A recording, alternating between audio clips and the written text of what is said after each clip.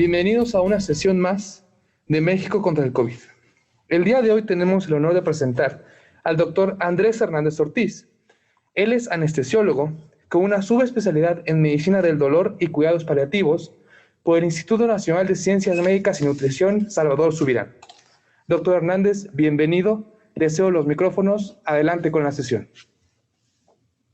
Ok, gracias por la invitación. Buenas tardes. Me pidieron que les hablara acerca de los opioides. Desde esta primera diapositiva, me gustaría que prestaran atención a cómo decimos analgésicos opioides, porque ese es el mensaje más importante que tendrían que llevarse acerca de este grupo de fármacos, que sobre todo y de forma predominante son analgésicos. Digo esto porque muchas veces acerca de los opioides se tienen muchas concepciones erróneas, se piensa que son sustancias tóxicas o se piensa que son sustancias que tienen solamente fines u objetivos adictivos o de diversión, o que son sedantes o que son anestésicos. Una de las primeras cosas que es importante dejar claro es que son sobre todo analgésicos. Siguiente diapositiva, por favor. Entonces, lo primero que tiene que tener claro todos ustedes es eso, que son analgésicos, pero además que no son cualquier tipo de analgésicos. Son los analgésicos de elección para cualquier dolor de moderado a severo. Los analgésicos que todo el mundo conoce y usa en México y en Latinoamérica son los antiinflamatorios no esteroideos, los AINE o el paracetamol.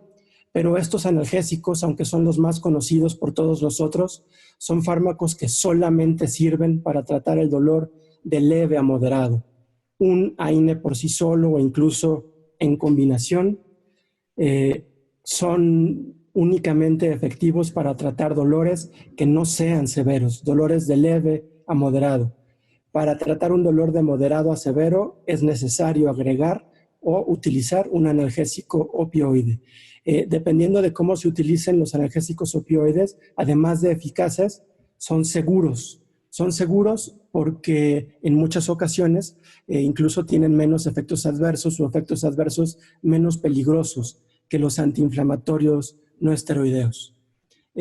Otra cosa importante de estos analgésicos es que además de tener este efecto, el efecto de calmar el dolor, incluso el dolor severo, tienen muchos otros efectos fisiológicos en diferentes aparatos y sistemas. Y no solo eso, sino que además no todos los opioides son iguales.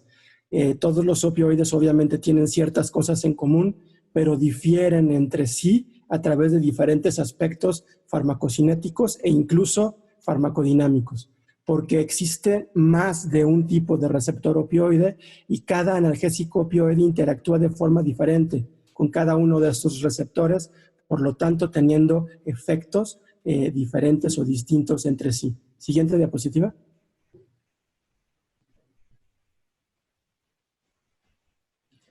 Una de las primeras cosas que es importante aclarar es la terminología.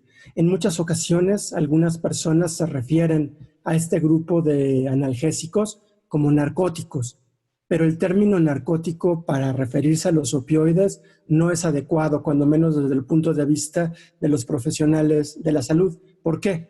Porque narcótico es un término que además de que significa algo distinto, tiene una connotación legal, una connotación peyorativa que no conviene utilizar en el aspecto profesional médico. Narcótico, de acuerdo al diccionario, significa que es una sustancia que produce sopor, relajación muscular, embotamiento de la sensibilidad.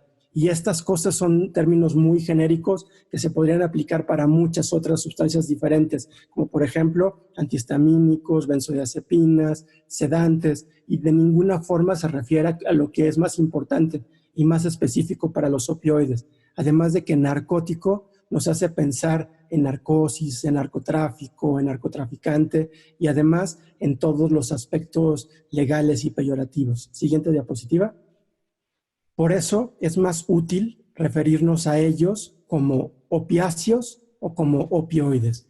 Para el diccionario de la Real Academia Española, opiáceo y opioide son sinónimos, pero en medicina y sobre todo en los últimos 20, 30 años se ha llevado a un poquito más de especificidad al respecto.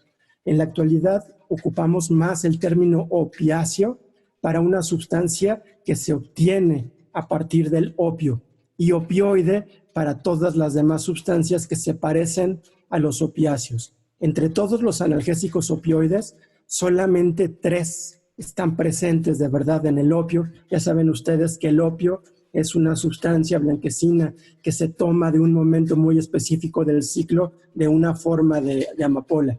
Y en este opio podemos encontrar la morfina, la codeína y la tebaína. Pero en la actualidad ya contamos con muchas otras sustancias que tienen los mismos efectos y que sin embargo se crean en el laboratorio de forma completamente sintética o de forma semisintética a partir de alguno de esos 3 opiáceos. Como es difícil a veces recordar si un analgésico opioide específicamente está o no en el opio, la forma más sencilla y probablemente más correcta de referirnos a todo este grupo de medicamentos es decirles a todos opioide, pero a la morfina, a la codeína y a la tebaína, además les podríamos decir, si quisiéramos, opiáceo. Entonces es mucho mejor referirnos a estas sustancias como opioide que como narcótico, como psicotrópico o estupefaciente, porque eso es muy poco específico. Mejor hay que hablar de ellos como opioides y mejor aún como analgésicos opioides. Siguiente diapositiva, por favor. Tienen una gran variedad de efectos clínicos en más de un aparato o sistema. No solo tienen efectos neurológicos, sino también efectos, por ejemplo, a nivel gastrointestinal, a nivel cardiovascular. Pero sin duda alguna los efectos más importantes son los neurológicos y dentro de estos el más importante y el más importante por el que lo ocupamos clínicamente es la analgesia. Una cosa que no todo el mundo sabe acerca de los opioides es que la analgesia no se produce a partir de dosis fijas, sino que la analgesia opioide es siempre dosis dependiente. Los opioides, dependiendo de la dosis que se utilice, van a calmar el dolor en diferente magnitud. A dosis pequeñas calman solamente dolores leves, pero a dosis más altas pueden incluso tratar dolores severos, como el dolor de un cáncer avanzado o el dolor postoperatorio. ¿Por qué producen analgesia? Porque causan 2 efectos importantes. La primera es que disminuyen cómo se siente el dolor, la intensidad percibida, pero además modifican, cambian las cogniciones y las emociones secundarias al dolor y eso disminuye también el dolor que el paciente refiere ante los demás. Y este efecto, tanto el cambio en la percepción como en los pensamientos y en las emociones en relación al dolor, es siempre dosis dependiente, hasta llegar a un posible efecto máximo. Siguiente diapositiva. Si recordamos nuestras clases de farmacología, sabemos que siempre que queremos hacer como la conexión entre la farmacocinética y la farmacodinamia de una sustancia, tenemos que hablar de esta curva que está en esta diapositiva, que es la curva dosis-respuesta. En esta curva se grafica en el eje de las X abajo de forma logarítmica o la dosis administrada o la concentración plasmática. Y en el eje de las Y el efecto desde un 0 hasta un 100%. Cuando estamos hablando de opioides, el efecto es el porcentaje de analgesia, desde 0% de analgesia hasta un teórico 100% de analgesia en el que se calma cualquier dolor posible. Esta curva que está aquí en esta pantalla es una curva dosis-respuesta, casi siempre adquiere esa forma sigmoidea y básicamente lo que nos está diciendo, recordando, es que con los opioides, entre más dosis, es decir, entre más concentración plasmática alcancemos, mayor analgesia vamos a obtener. Esto es bien importante porque entonces explica lo que voy a decir a continuación y es que los opioides no tienen nunca una dosis estándar. Para casi todos los demás fármacos, para casi todos los demás analgésicos, existe una dosis estándar. Si queremos utilizar, por ejemplo, un antibiótico como amoxicilina o un AINE como diclofenac con naproxeno, nosotros podemos ir a un libro o podemos ir a un vademecum, al PLM y buscar en la sección de dosis y ahí nos va a decir, hay que administrar 500 cada 8 horas o 250 cada 8 horas. Esto no ocurre así con los opioides. Los opioides, ningún opioide nunca va a tener una dosis estándar. Cada paciente va a ocupar una dosis diferente dependiendo del nivel de analgesia que necesita. Entre más analgesia, más dosis va a ser necesaria. Entre menos analgesia, menos dosis. Pero incluso un mismo paciente, en circunstancias distintas, puede ser que requiera una dosis diferente. Hacia el final de esta conferencia les explicaré un poco cómo se intenta encontrar la dosis adecuada para cada paciente, pero desde ahorita les puedo ir adelantando que de acuerdo a lo que les estoy diciendo en esta diapositiva, siempre tiene que buscarse a través de un proceso de titulación. ¿Qué significa esto? Que empezamos con una dosis inicial y dependiendo de la respuesta, subimos o bajamos la dosis. Casi siempre, para dosificar un opioide hay que darlo a una dosis baja y dependiendo de si se alcanzó o no se alcanzó la analgesia, ir subiendo la dosis poco a poco hasta que logremos calmar el dolor en el nivel en el que lo necesitamos. Ningún paciente va a ocupar la misma dosis que otros. Cada paciente y en cada momento se van a utilizar dosis diferentes. Siguiente diapositiva.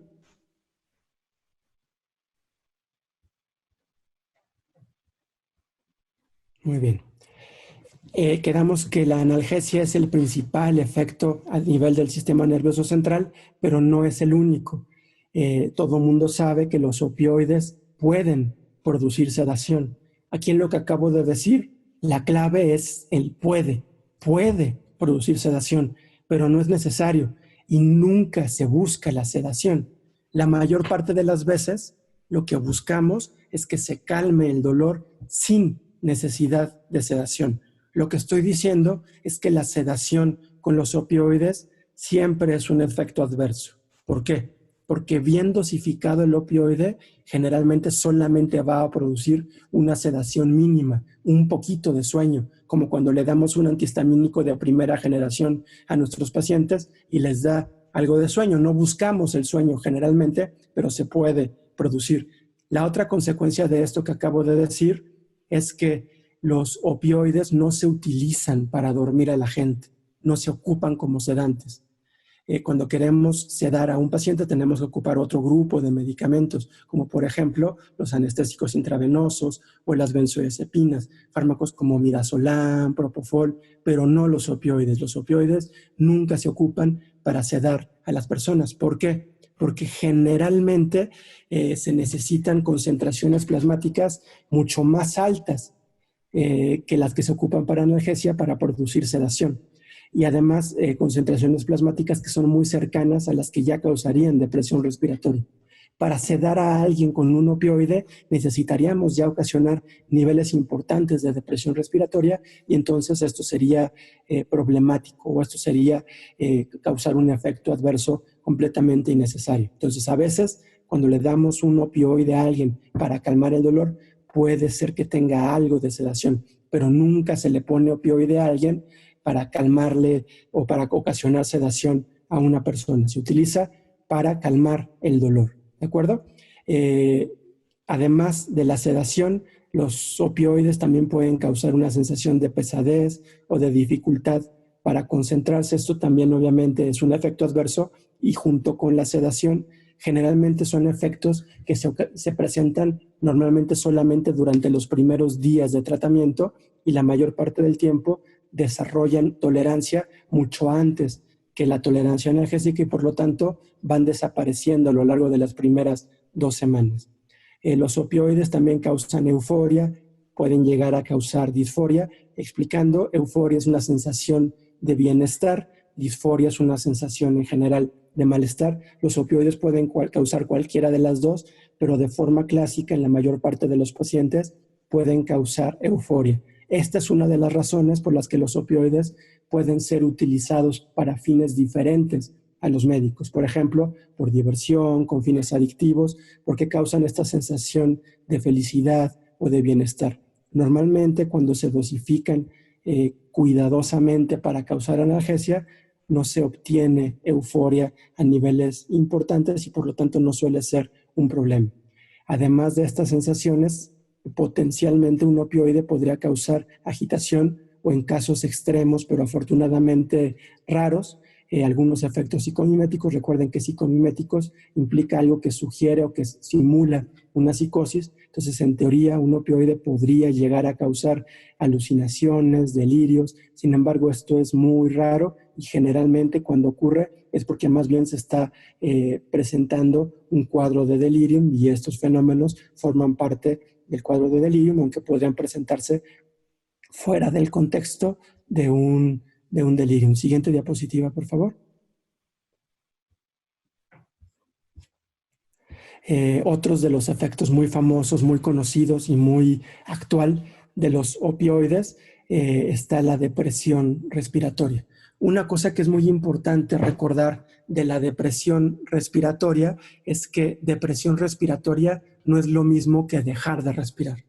Cuando uno escucha los opioides causan depresión respiratoria, y si uno piensa que depresión respiratoria es dejar de respirar, pues eso puede dar mucho miedo o puede asustar mucho. Pero es bien importante recordar que depresión respiratoria no es dejar de respirar. Obviamente la forma más extrema de depresión respiratoria, eso sí es dejar de respirar, pero es muy difícil que logremos a ese extremo de depresión respiratoria con el uso de opioides. Depresión respiratoria más bien es una disminución gradual, dosis dependiente de la respuesta del centro respiratorio ante la hipoxemia y ante la hipercapnia. Normalmente, siempre entre menos oxígeno tengamos en sangre o entre más CO2 tengamos en sangre, más rápido vamos a respirar. La depresión respiratoria causada con los opioides significa a más opioide en sangre, menos la respuesta ventilatoria ante la hipoxemia y ante la hipercapnia. Normalmente esta idea de la depresión respiratoria pues es un efecto adverso, pero generalmente no es un efecto adverso problemático. ¿Por qué? Porque normalmente la depresión respiratoria clínicamente significativa ocurre mucho después que la analgesia, es decir, a concentraciones plasmáticas mucho más altas de las que utilizamos para calmarle el dolor a la gente. Entonces, normalmente podemos calmar el dolor, lograr analgesia, sin niveles significativos o detectables siquiera de depresión respiratoria. La depresión respiratoria empieza a ser clínicamente significativo, es decir, que se note clínicamente cuando ya más bien estamos llegando a las concentraciones que causan sedación importante. Entonces, normalmente solamente vamos a notar depresión respiratoria si la persona ya se está quedando dormida por el uso de opioide, pero eso generalmente significa que la dosis ya es mucho más alta de la que este paciente necesitaba. Y la idea de la depresión respiratoria, entendida con esta definición, nos lleva a que los opioides, sobre todo los que son agonistas completos de los receptores mu, pueden servir para el tratamiento de la disnea. ¿Por qué? Porque disnea es la sensación subjetiva de falta de aire. Cuando una persona tiene insuficiencia respiratoria, puede tener disnea, generalmente tiene disnea, es decir, una persona con insuficiencia respiratoria va a sentir que le falta el aire. Y generalmente esta sensación, la disnea, ocurre porque tenemos niveles de CO2 o niveles de oxígeno distintos a los que está buscando el centro respiratorio. El centro respiratorio quiere cierto nivel de CO2, quiere cierto nivel de oxígeno. Para eso hay que respirar más rápido o más profundo. Si el aparato respiratorio no lo puede lograr, entonces tenemos la sensación de disnea. Los opioides, los agonistas mu que causan despresión respiratoria, pueden llevar a que el centro respiratorio deje de pedir que se baje este CO2 o que suba este oxígeno, y por lo tanto quitan esta sensación subjetiva de que falta el aire. Sirven para disminuir esta parte subjetiva de la disnea. Eso es una cosa buena con los opioides. Entonces, la depresión respiratoria, bien entendida, no es una razón para no ocupar los opioides. Al contrario. Siguiente diapositiva. En esta gráfica se ve un estudio en el que se grafica el efecto de diferentes dosis de morfina ante la respiración y con diferentes niveles de CO2. En el eje de las X, en el eje de abajo, se ve el nivel de CO2 medido por capnografía. Lo que se hace es medir el ENF tidal, es decir, el nivel de CO2 expirado al final de la expiración, Esto se acerca mucho al nivel de PCO2 arterial. Hay una diferencia de 3 o 4 milímetros de mercurio. Y en el eje de las Ys estamos graficando la ventilación alveolar en litros por minuto. La primera gráfica, la que está hasta la izquierda, la que tiene una pendiente alta, es el control, la que tiene los puntitos negros. Esto es un paciente normal. Si ustedes se dan cuenta, con poquitito que suba el nivel de CO2 arterial, sube mucho la ventilación. Si sube de 41 a 45, la ventilación se incrementa hasta 3 o 4 veces de forma muy rápida. Las demás gráficas, la siguiente, la de los círculos blancos, por ejemplo, es una dosis de 10 miligramos de morfina IV en bolo, la siguiente 20, luego 30 y luego 40. Como pueden ver, cada vez entre más incremente la dosis de morfina, la curva se desplaza más a la derecha, es decir, el centro respiratorio tolera niveles de CO2 progresivamente más altos, pero además la pendiente de la línea disminuye, la curva o la gráfica se aplana, y eso quiere decir que además incrementos adicionales en los niveles de CO2 llevan a incrementos menores de la ventilación alveolar.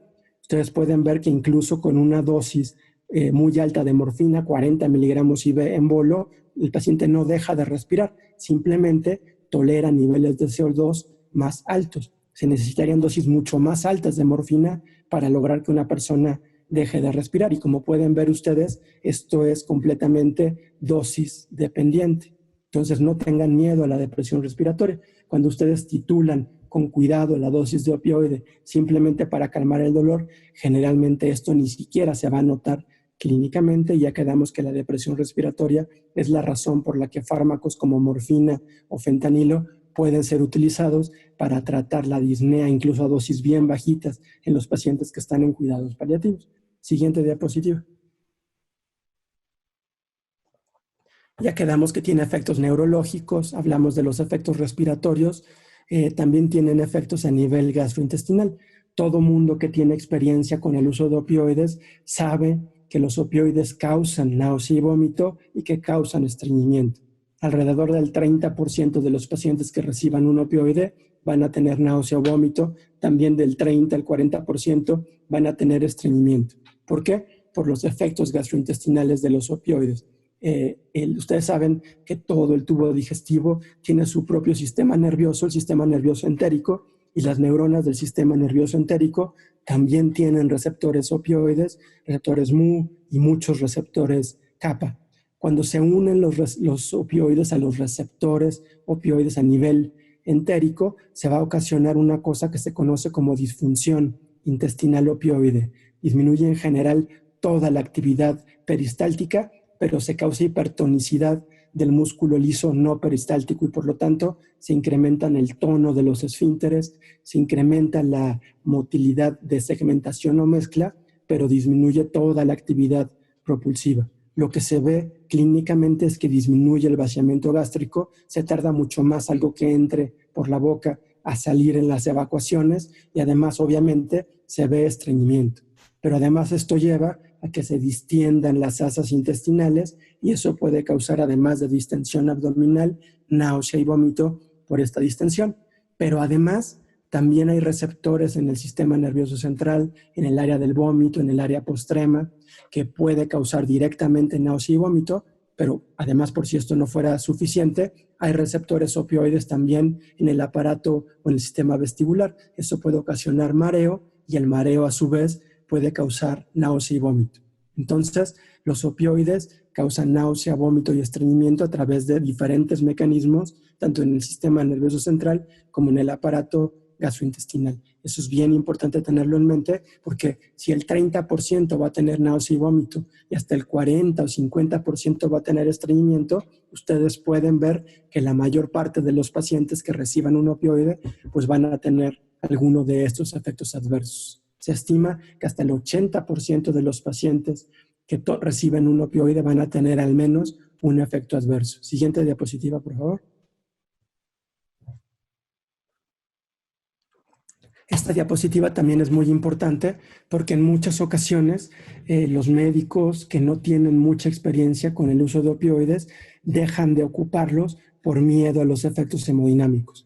Si uno revisa cualquier libro de farmacología opioide, uno siempre va a encontrar que el opioide puede bajar el gasto cardíaco, que puede bajar la presión arterial. Y a veces ocurre que entonces por esto se tiene miedo a utilizarlos cuando las tensiones arteriales están tendiendo hacer bajas. Igual también se puede leer que causa bradicardia y entonces a veces da miedo utilizarlos en bradicardia. Una cosa que es bien importante tener en mente es que todos estos efectos son extremadamente leves, casi nunca son relevantes desde el punto de vista clínico. Tan es así que por muchísimos años, ya sea en la actualidad, cuando un paciente va a entrar a quirófano para ser operado por un problema grave cardíaco, por ejemplo, una cirugía de un recambio valvular o una cirugía para hacer un bypass coronario, en esos casos la anestesia casi siempre está basada en el uso de opioides. Hace 30, 40 años, a veces hasta se anestesiaba con puro opioide. Por eso se inventó, por ejemplo, el fentanilo hace 30, 40 años, para basar la anestesia cardiovascular solamente en el uso de fentanilo. En la actualidad ya no se ocupan solitos, siempre se combinan con otros fármacos que son mejores sedantes, mejores hipnóticos, pero el mensaje aquí es que entre todos los anestésicos, todo lo que se ocupa en un quirófano, los opioides son de los fármacos más cardioestables en general, que menos disminuyen la presión arterial. Sin embargo, sí es cierto que pueden bajar algo, poquito la frecuencia cardíaca, pueden vasodilatar un poco y por lo tanto bajar algo el gasto cardíaco y la tensión arterial. En algunas ocasiones, seguramente más de uno de ustedes lo ha observado, se le pone una dosis de un opioide a un paciente y ese paciente de verdad disminuye mucho su presión arterial o incluso se choca. ¿Por qué puede ocurrir esto? Porque el dolor descontrolado, el dolor de moderado a severo, causa una activación del sistema nervioso autónomo. Y entonces el paciente puede chocarse y no se nota porque esta activación del sistema nervioso autónomo está enmascarando la hipotensión, está enmascarando la vasodilatación que ya existe. Entonces, cuando calmamos el dolor, el shock que el paciente ya tenía previamente, ya sea hipovolémico, ya sea séptico, entonces se le quita este enmascarado, entonces se nota de golpe, pero no es porque el paciente se haya chocado o hipotensado por el uso de opioides, sino más bien porque se estaba chocado por otra razón y no se veía por la activación importante simpática del dolor descontrolado. Entonces, generalmente, lo cardiovascular, lo hemodinámico no es una razón para no utilizar opioides. Siguiente diapositiva.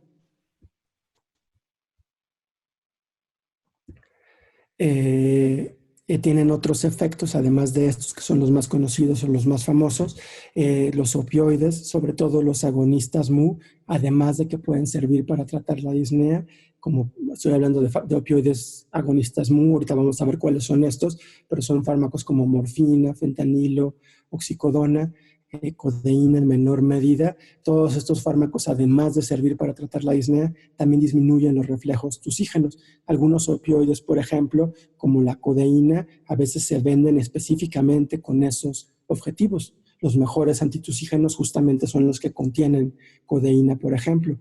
La diamorfina, que es un opioide que se ocupa mucho en Inglaterra, por ejemplo, se inventó justamente para tratar también la tos a principios del siglo pasado. Morfina, fentanilo, oxicodona, todos van a ser fármacos que de forma muy eficiente van a disminuir el reflejo de la tos y por lo tanto la tos. También disminuye la sensibilidad vesical, la respuesta miccional. Por eso en algunos pacientes el uso de opioides puede llevar a retención urinaria, aunque generalmente esto solamente se produce cuando el opioide se ocupa por vías espinales, es decir, que se pone por vía epidural o por vía subaracnoidea. Eso generalmente es como muy específico de analgesia perioperatoria con el uso a través de anestesiólogo. Es muy difícil que ocurra con un opioide sistémico, con tabletas o con infusiones intravenosas, aunque en teoría podría ocurrir. También tiene efectos en el ojo, siempre causa una contracción pupilar que es dosis dependiente, causa miosis y por lo tanto esta es una forma de saber si un paciente está teniendo efecto opioide o no. Ya saben ustedes que los opioides también se han asociado a un incremento del tono del músculo liso, tanto en el esfínter de Oddi como en el resto de las vías biliares. Por eso, cuando se ocupa opioides en pacientes con patología biliar, hay que utilizarlo con precaución. Esto puede ser, por ejemplo, en un paciente con coledocolitiasis o un paciente que se le está tratando una pancreatitis, sobre todo si es una pancreatitis aguda. No están contraindicados los opioides, pero sí van a ser menos efectivos para calmar el dolor, justamente por este otro efecto. Siguiente diapositiva, por favor.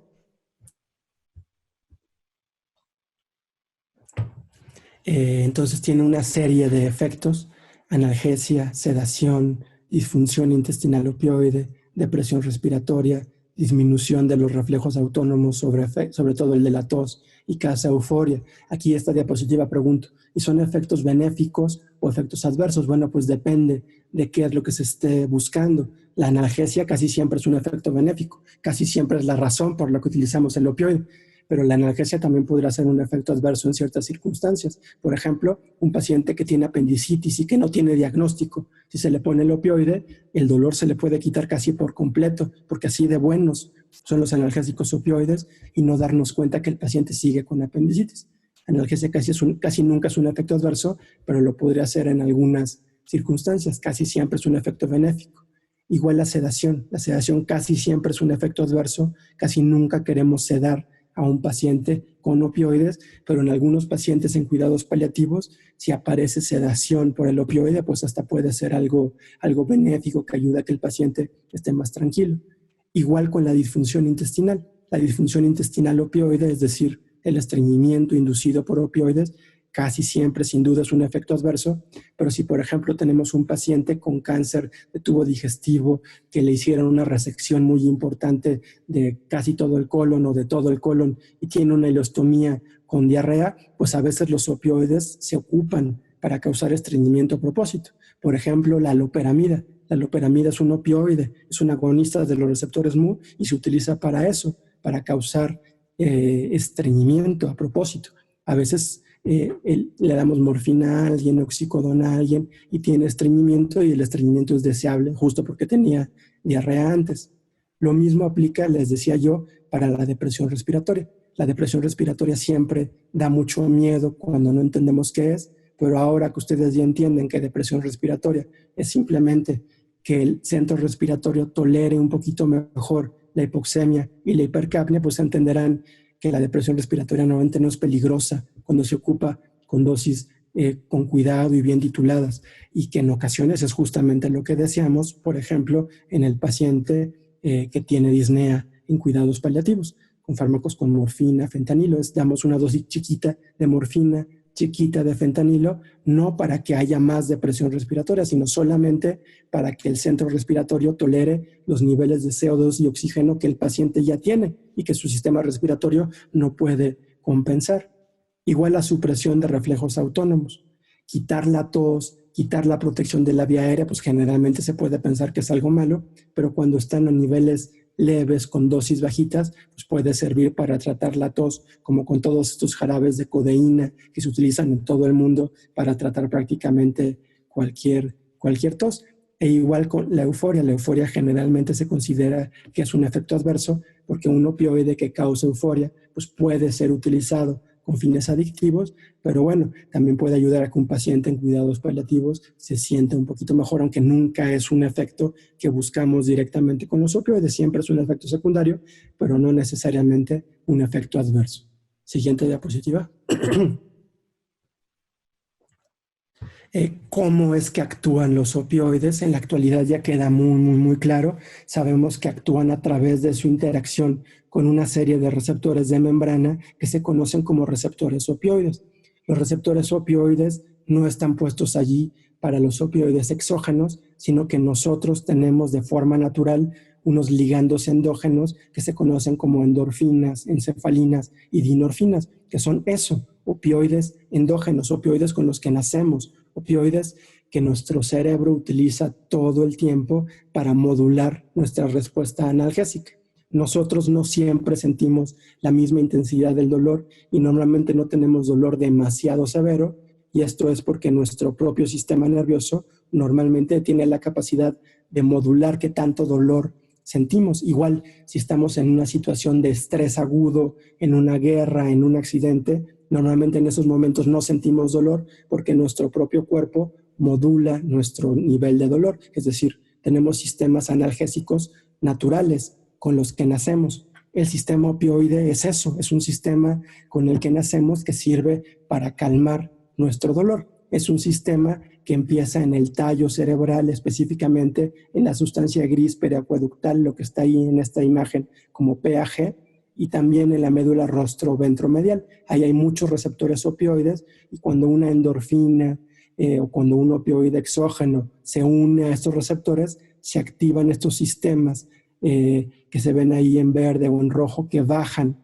hacia los diferentes lugares de la médula espinal y bloquean de forma directa las vías del dolor.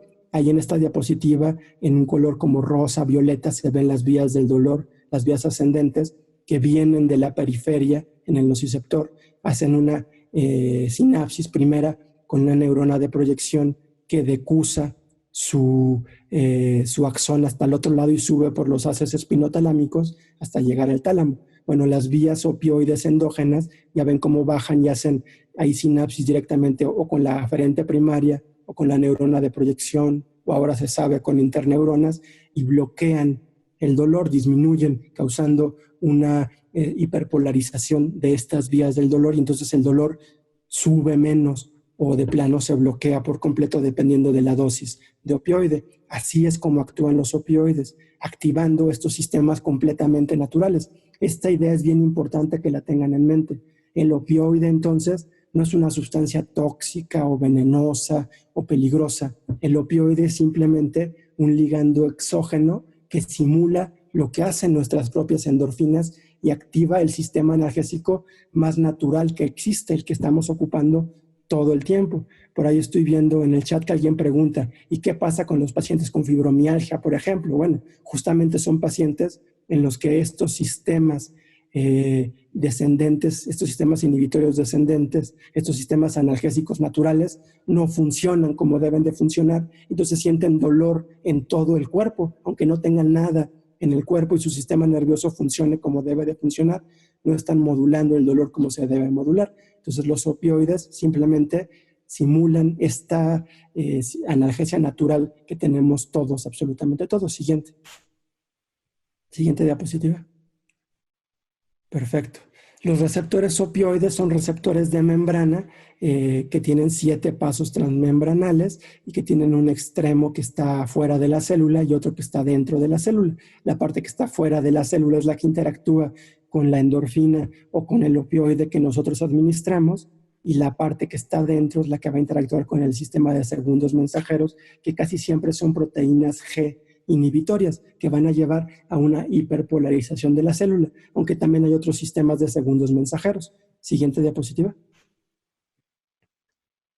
En esta otra imagen se ve todas las posibilidades. Vean cómo, por ejemplo, si la morfina se une al receptor opioide de membrana, esto puede llevar a interacción con proteínas G que lleve, por ejemplo, a bloquear diferentes canales iónicos o incrementar la actividad de diferentes canales iónicos. Generalmente va a disminuir la conductancia al sodio e incrementar la conductancia al potasio, y por lo tanto la célula se hiperpolariza y es más difícil que genere un potencial de acción, pero además interactúa con muchos otros sistemas de segundos mensajeros, por ejemplo con tirosinquinasas, o incluso puede modular o modificar la expresión de diferentes genes y por lo tanto la expresión de diferentes proteínas, pero esto sobre todo a largo plazo. El principal por mucho mecanismo de acción es que si el opioide se une a su receptor, la célula termina hiperpolarizada porque saca más potasio del sodio que entra y entonces es más difícil que genere un potencial de acción.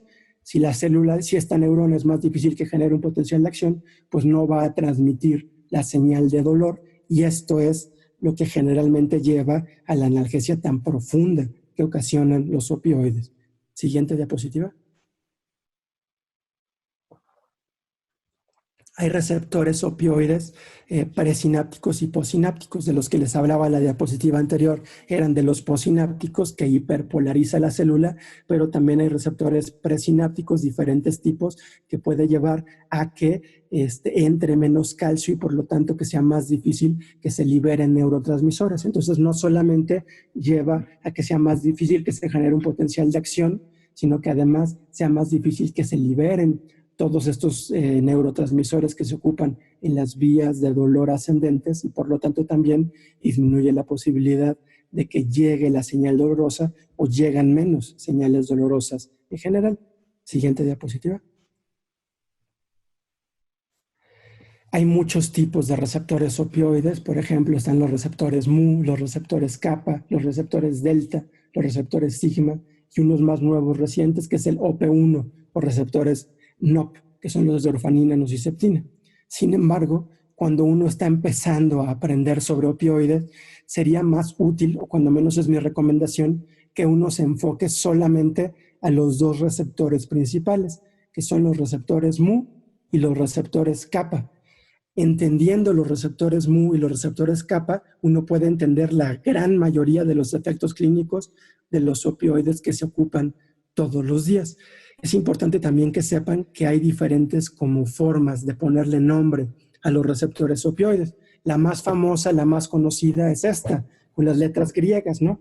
El receptor mu, el receptor kappa, pero ha habido otros como sistemas más recientes, aunque se ocupan poco. Por ejemplo, el receptor OP es OP1, OP2, OP3 y OP4, donde OP3 es el mu y OP2 es el kappa.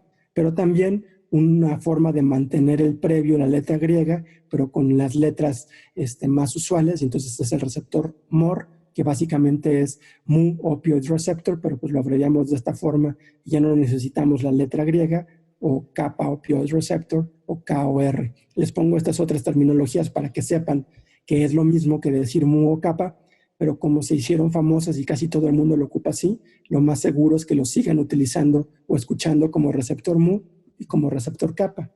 Ahí va un mensaje bien importante. El receptor más importante para explicar la analgesia opioide, sin lugar a dudas, es el receptor mu. ¿Podemos regresar a la diapositiva? Gracias. Es el receptor mu. La analgesia más importante, la analgesia que permite calmar el dolor de moderado a severo, incluso el dolor más severo que se puedan imaginar por cáncer o postoperatorio, es a través del agonismo de los receptores mu. El agonismo de los receptores kappa también causa analgesia, pero una analgesia mucho menor. Un agonista de los receptores mu puede calmar dolores muy severos. En cambio, un agonista de los receptores kappa solo puede calmar dolor de leve a moderado y ya. Un agonismo kappa no va a lograr calmar el dolor como lo hace el agonismo mu. Eso es bien importante que quede claro. Otra diferencia es que el receptor mu es el que ocasiona euforia y depresión respiratoria. Por tanto, los riesgos de dependencia física, adicción, además también es el que produce sedación. En cambio, el agonismo de los receptores kappa no causa euforia. Si acaso, puede causar disforia y tampoco causa depresión respiratoria. De hecho, puede incluso causar disnea, que ya entendieron ustedes que es lo contrario a la depresión respiratoria. Entiendan entonces muy bien que solo un opioide que sea agonista mu va a causar depresión respiratoria. Por lo tanto, solo un agonista de los receptores mu puede ser utilizado para tratar disnea. Un agonista de los receptores kappa, aunque también sea opioide, no va a servir para tratar disnea, hasta podría empeorarlo. Las diferencias principales entonces son: un agonista mu calma el dolor súper bien y puede servir para tratar disnea, pero se corre el riesgo de euforia y sedación. En cambio, un agonista kappa no corre el riesgo de depresión respiratoria, pero tampoco va a servir para tratar disnea y además no va a ser tan buen analgésico. Ahora sí, siguiente diapositiva. Para entender las diferencias de los diferentes opioides, es muy importante que recordemos los términos agonista, agonista parcial, antagonista, ¿de acuerdo? Recuerden que todos los receptores de nuestro cuerpo suelen tener un ligando endógeno, un ligando natural. Por eso tenemos esos receptores en nuestro cuerpo. Igual con los opioides. Nuestros receptores opioides están en nuestro cuerpo para nuestras endorfinas, no para los opioides exógenos. Entonces, en el caso de los receptores opioides, los ligandos naturales son las endorfinas. Y obviamente nuestros receptores pues están hechos para estos ligandos endógenos. Entonces, normalmente, cuando un ligando endógeno se une a su receptor, pues podemos tener hasta el 100% del efecto de ese receptor, en este caso, de analgesia. Un agonista es una sustancia exógena que se une al receptor y lo activa exactamente igual que el ligando endógeno.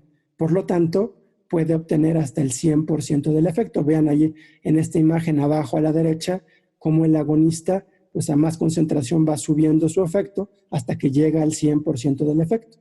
Pero hay otro tipo de agonistas, los agonistas parciales. Los agonistas parciales se unen al receptor, pero no logran el 100% del efecto. Entonces ven, igual aquí en la gráfica de abajo a la derecha, cómo el agonista parcial, conforme va subiendo la concentración, sí va subiendo su efecto, pero llega a un punto después del cual ya no sube más el efecto. A esto se le dice efecto techo. Los agonistas parciales no logran nunca el 100% del efecto. Siempre se detienen en el momento en el que hacen su efecto techo. ¿De acuerdo? Siguiente diapositiva.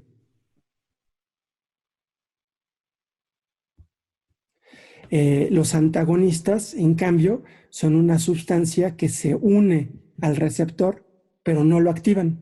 Sin embargo, evitan que los agonistas sí se unan al receptor. Por lo tanto, un antagonista es una sustancia inerte, sin efecto per se, sin efecto por sí misma. Sin embargo, cuando se utiliza junto con un agonista, pues revierte o quita el efecto del agonista. ¿De acuerdo? Es bien importante tener en mente esto, porque los diferentes opioides que conocemos a veces son agonistas parciales, pero incluso a veces son antagonistas de algunos receptores. Entonces, recordando, un agonista es el que se une al receptor y lo activa hasta el 100%, como el ligando natural.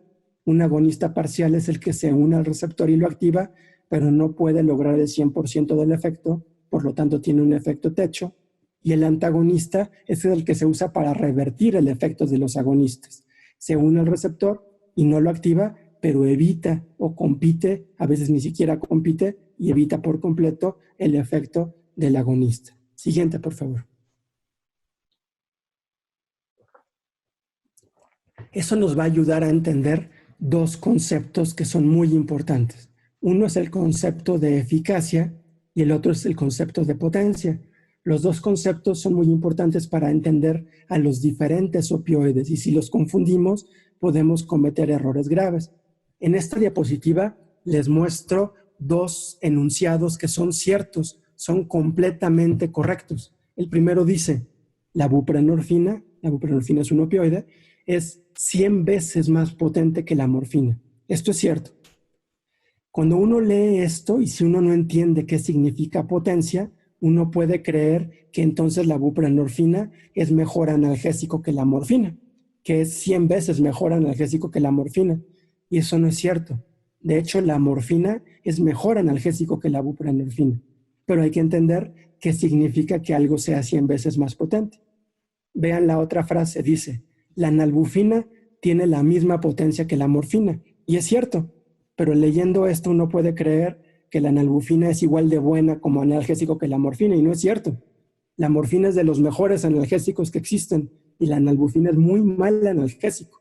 Es de hecho, entre todos los opioides, de los peores, de los que menos analgesia proporciona. Pero ¿cómo si es igual de potente que la morfina? Bueno, es que hay que entender qué es potencia. Siguiente diapositiva. Aquí estamos poniendo unas gráficas de curvas dosis-respuesta, ¿de acuerdo? En el eje de las X está el logaritmo de la concentración plasmática y en el eje de las Y el nivel de analgesia. Vamos a ver primero la gráfica de la izquierda, la gráfica A, que tiene dos curvas. Imagínense que la curva A1 es un opioide y la curva A2 es un opioide diferente. Si se dan cuenta, los dos opioides pueden llegar al 100% del efecto. Es decir, los dos a la concentración plasmática adecuada, o sea, a la dosis adecuada, pueden llegar al 100% de la analgesia. Con los dos se puede lograr exactamente la misma analgesia o el mismo efecto. La diferencia es que A1 lo logra con una dosis más bajita. Por eso es una curva que está más hacia la izquierda. Y A2 lo logra con una dosis o con una concentración más alta, ¿de acuerdo? Los dos son exactamente igual de buenos analgésicos. Los dos pueden lograr el 100% de analgesia, es decir, pueden calmar cualquier dolor a la dosis adecuada. La diferencia es qué dosis se necesita. Ahí viene el concepto importante. En esta gráfica, A1 es más potente que A2. ¿Qué significa esto? Que A1 necesita dosis más chicas que A2. Eso es lo que significa potencia. Potencia es una medida de qué tanta dosis se necesita para calmar el dolor. Un fármaco más potente significa que ocupa dosis más chiquitas para calmar el dolor, pero no qué tanto puede calmar el dolor, ¿de acuerdo? Entonces, cuando decíamos en la diapositiva previa que buprenorfina es 100 veces más potente que morfina, no estamos diciendo que buprenorfina sea 100 veces mejor analgésico. Lo que estamos diciendo es que ocupa dosis 100 veces menores, y es cierto. Por ejemplo, 0.3 miligramos de buprenorfina calman el dolor más o menos igual que 10 miligramos de morfina. Es una dosis 100 veces mayor, ¿de acuerdo? Eso significa potencia. Potencia es una medida de qué dosis se necesita. Pero ahora vean las otras gráficas, las gráficas B. Vean que ahí también hay un opioide A1 y un opioide A2. Pero aquí la diferencia no es tanto una diferencia de potencia. La diferencia es que el opioide A1 puede llegar al 100% del efecto, pero el opioide A2 es un agonista parcial que tiene un efecto techo, ¿ya vieron? Como por ahí del 40-45% de la analgesia máxima. Y no importa qué tanto se subiera la dosis o la concentración, de allí no va a pasar. Ahí es una diferencia de eficacia. A1 es más eficaz que A2. Entonces la eficacia, esa sí es una medida de qué tan buen analgésico es un opioide. El opioide que sea más eficaz va a dar más analgesia que el que sea menos eficaz. A grandes rasgos, si ustedes entendieron esto, podrán saber que los agonistas completos pues son más eficaces que los agonistas parciales. Los agonistas parciales van a tener un efecto techo, es decir, una analgesia máxima que pueden proporcionar. Siguiente diapositiva. Entonces, es importante tener muy claro estos dos conceptos. La eficacia es la que determina el porcentaje de efecto máximo que un opioide puede alcanzar. A más eficacia se puede lograr mejor analgesia. Un opioide que es más eficaz es mejor analgésico que otro, que es menos eficaz. En cambio, la potencia no habla de qué tan bueno o malo sea un opioide. De lo que habla es qué dosis o qué concentración se necesita para alcanzar un efecto dado. A más potencia se necesitan dosis menores. No necesariamente eso implica que se pueda lograr mejores niveles de analgesia. Siguiente diapositiva, por favor.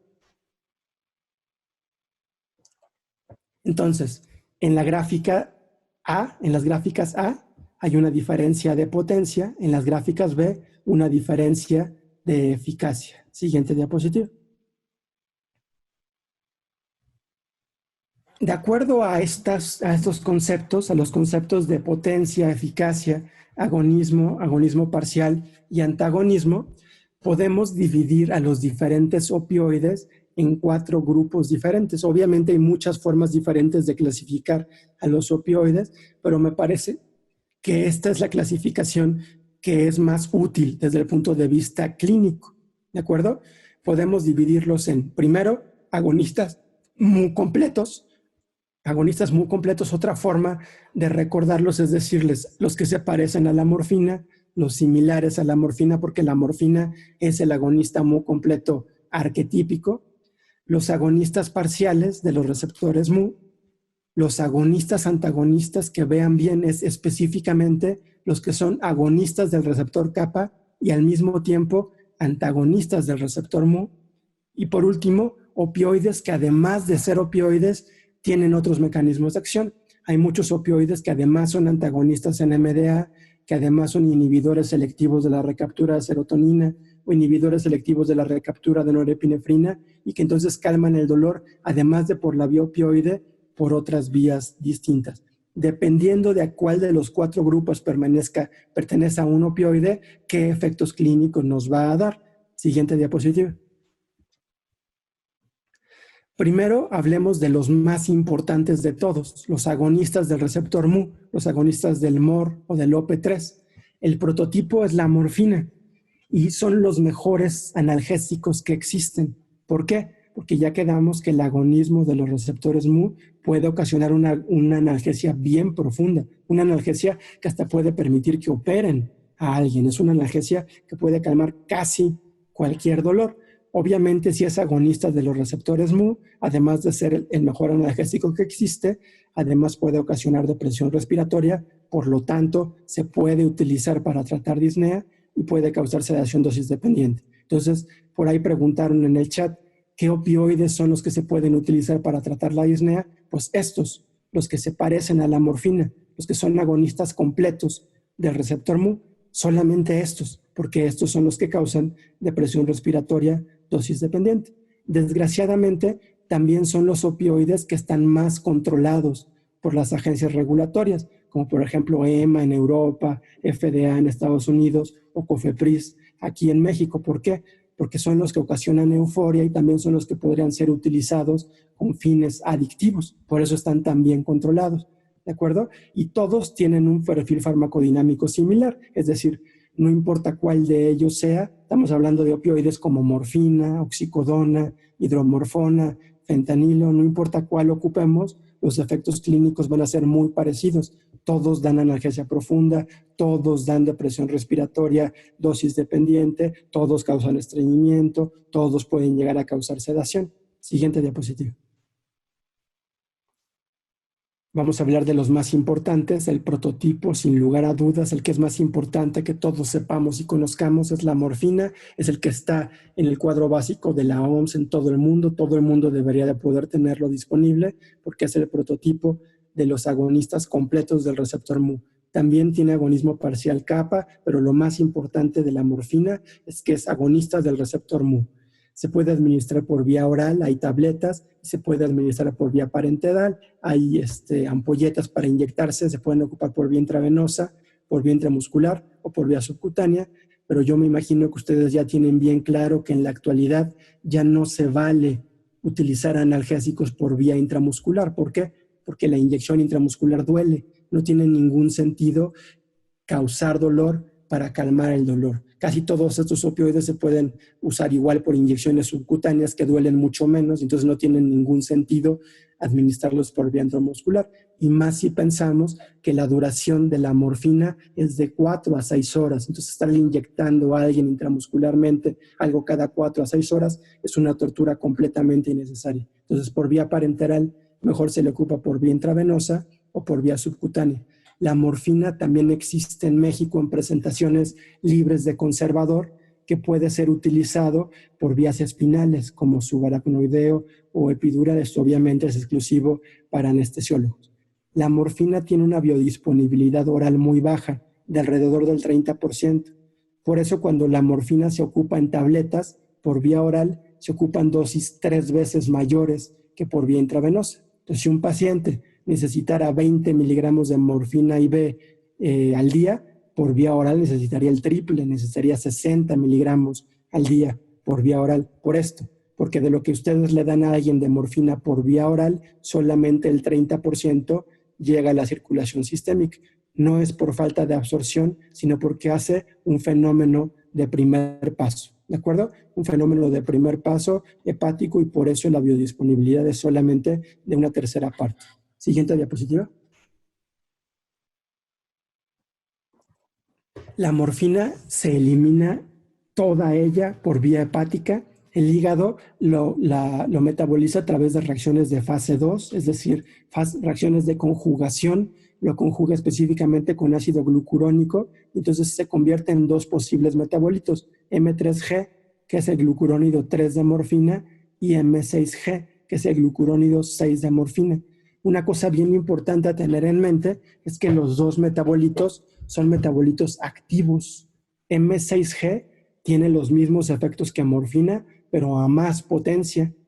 Y M3G es un fármaco que causa efectos adversos. Es un fármaco que se estima que es neurotóxico y que puede causar hiperalgesia, es decir, que se incremente el dolor, o puede causar mioclonus, puede causar también delirium, es decir, confusión, alucinaciones.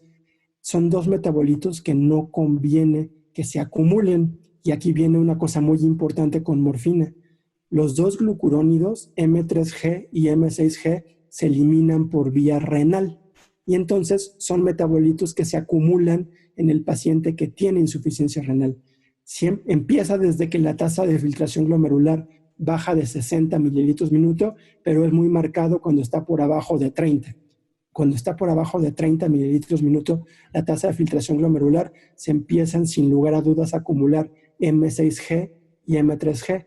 La acumulación de M6G puede llevar a una sobredosis de morfina, es decir, mucha más analgesia de la que queríamos y por lo tanto más sedación, depresión respiratoria y todos los efectos adversos. Pero el más grave es la acumulación de M3G. El uso de morfina en falla renal puede llevar a la acumulación de M3G y por lo tanto que empiece el paciente a tener datos de neurotoxicidad, delirium, neoclonus, incluso convulsiones e hiperalgesia. A veces los pacientes empiezan a tener más dolor del que tenían antes, es decir, tienen dolor, les ponen morfina y en vez de que el dolor se calme, el dolor se incremente. Esto ocurre porque se acumulan estos metabolitos tóxicos. Por eso se considera que la morfina está contraindicada en el paciente con insuficiencia renal, específicamente en los pacientes con tasas de filtración glomerular abajo de 30. Morfina no se ocupa en esas circunstancias, ¿de acuerdo? Si le queremos poner morfina a un paciente que tiene falla renal, es mejor que ocupemos otra alternativa. Por ejemplo, hidromorfona, oxicodona, pero sin lugar a dudas la mejor alternativa es fentanilo. Fentanilo tiene todos los efectos de morfina, pero fentanilo no se acumula en insuficiencia renal. La morfina tiene un inicio de acción de 30 minutos cuando se administra por vía oral y de 20-15 minutos más o menos por vía intravenosa. Una cosa bien importante, dura solamente de 4 a 6 horas. En algunos pacientes puede durar hasta 8 horas, pero no más de 8 horas. Por lo tanto, la morfina se tiene que administrar de preferencia cada 6 horas, aunque a veces se puede administrar por conveniencia cada 8 horas, pero uno se arriesga a que el dolor se descontrole antes de la siguiente dosis. Esto se le dice dolor al final de la dosis, ¿de acuerdo? Entonces no se les olvide, la morfina no se puede dar cada 12 horas o cada 24 horas. Cuando se administra por vía intravenosa, a veces conviene incluso ponerlo en infusiones continuas para que justamente evitemos estos descontroles por los picos y los valles. Pero si se administra intermitentemente IV o vía oral, tiene que ser de preferencia cada 6 horas.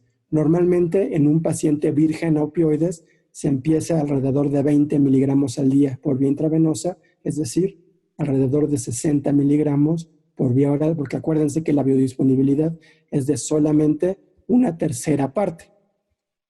Aquí en México tenemos disponibles tabletas por vía oral de 10, 15 y 30 miligramos. Hay 2 marcas diferentes y también tenemos soluciones inyectables de 10 miligramos por mililitro y de 1 miligramo por mililitro. También tenemos, les decía yo, soluciones libres de conservadores para su administración por vía espinal. Siguiente diapositiva. La hidromorfona es el primo cercano a la morfina, tiene un perfil farmacodinámico y farmacocinético casi idéntico a la morfina, es muy parecido, solo tiene 2 diferencias. La primera es que es de 5 a 12 veces más potente, aunque la eficacia es la misma, o sea, de hidromorfona se ocupan dosis menores que de morfina. Por vía oral, por ejemplo, 4 miligramos de hidromorfona dan la misma analgesia que 30 miligramos de morfina, aproximadamente. La otra diferencia entre hidromorfona y morfina es que causa un poco menos de efectos adversos, sobre todo en el paciente con insuficiencia renal. También tiene 2 glucurónidos que se acumulan en falla renal, pero son menos tóxicos. Entonces, en el paciente con insuficiencia renal se prefiere hidromorfona que morfina, aunque en teoría también se podrían acumular los metabolitos y tener los mismos problemas, pero ocurre mucho menos con hidromorfona que con morfina. Siguiente diapositiva. Entonces, hidromorfona es bien parecido a morfina y sirve para las mismas cosas. También se podría utilizar para tratar disnea. En México ha habido muchas tabletas diferentes, algunas de liberación rápida de 2 y 4 miligramos y otras, unas especiales de liberación prolongadas que tenían un sistema que se llamaba sistema OROS, que se podían administrar cada 24 horas, una sola tableta al día.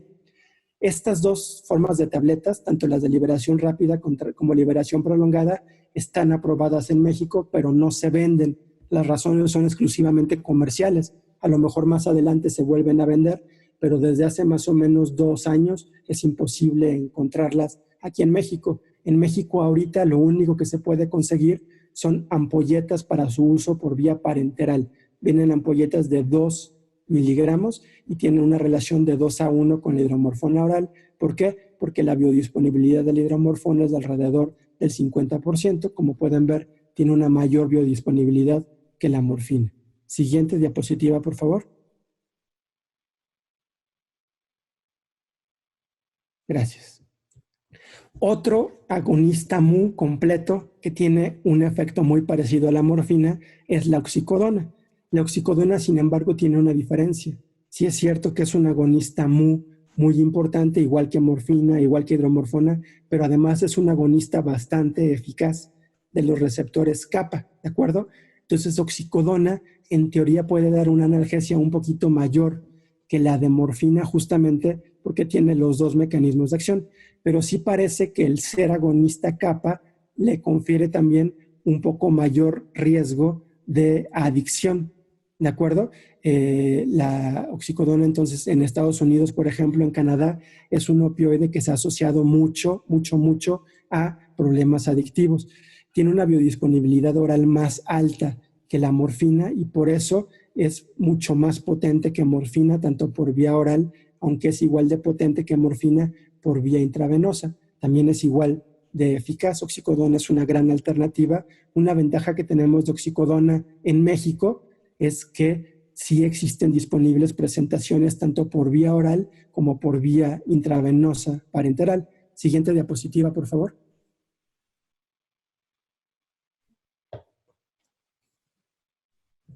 Hay entonces vía oral y vía intravenosa. Otra ventaja que tiene oxicodona por encima de morfina e hidromorfona es que se biotransforma a noroxicodona y oximorfona.